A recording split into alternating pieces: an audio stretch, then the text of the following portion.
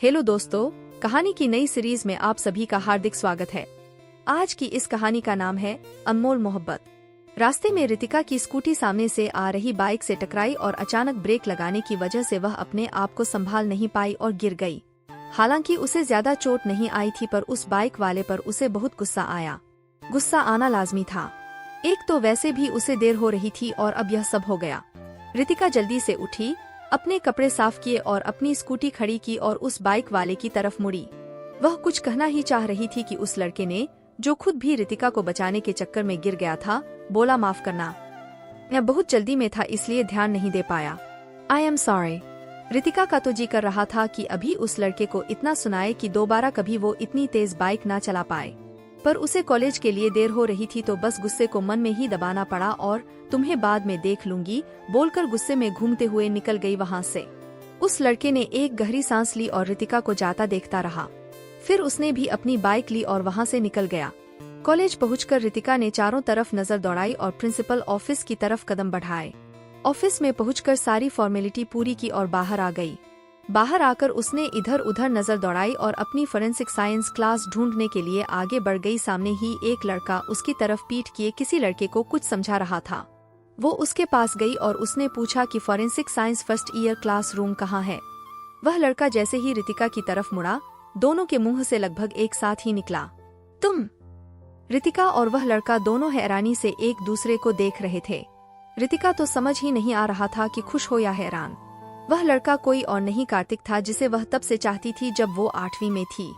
हाँ, यह बात अलग है कि उसने कभी यह बात किसी को बताई नहीं थी, कार्तिक को भी नहीं, क्योंकि उसे अपने पापा का सपना पूरा करना था। इसलिए वह नहीं चाहती थी कि उसका ध्यान पढ़ाई से हटे।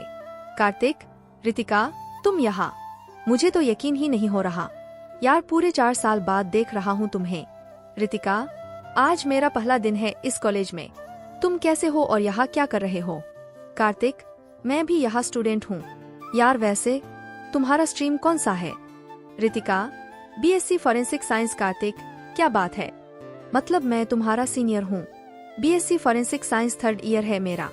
रितिका, अच्छी बात है। रितिका को बहुत घबराहट हो रही थी, पर वो यह कार्तिक पर जाहिर नहीं होने देना चाहती थी, इसलिए बस उसकी बातों का जवाब दे रही थी। रितिका, कार्तिक मुझे देर हो रही है, अभी मुझे अपना क्लास भी ढूंढना है, मैं चलती हूँ, बाय। कार्तिक, अरे तुम क्यों चिंता कर रही हो, चलो मैं तुम्हारी क्लास तक छोड़ देता हूँ। कार्तिक को बुरा ना लगे इसलिए उसने हाँ बोल दिया और वैसे भी दिल ही दिल में वह भी बहुत खुश थी। आज इतने सालों बाद भी यकीन नहीं था कि उसे कार्तिक यूँ मिलेगा, उसका सीनियर क्लासमेट के रूप में।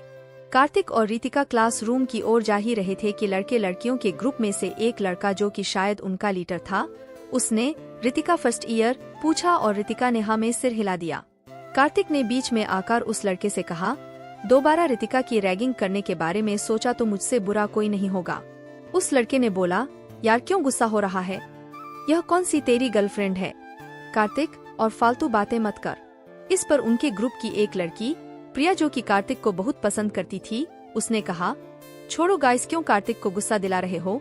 उसने कहा कि रैगिंग नहीं करो तो मत करो, अब चलो यहाँ से। सारे लड़के लड़कियां वहाँ से चले गए। कार्तिक भी रितिका को लेकर उसकी क्लास की ओर चल दिया।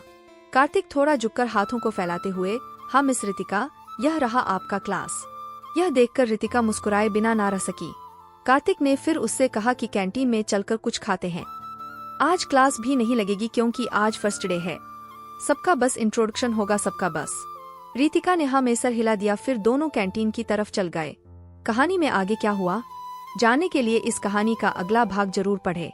कहानी अच्छी लगी है तो चैनल को सब्सक्राइब कर दे।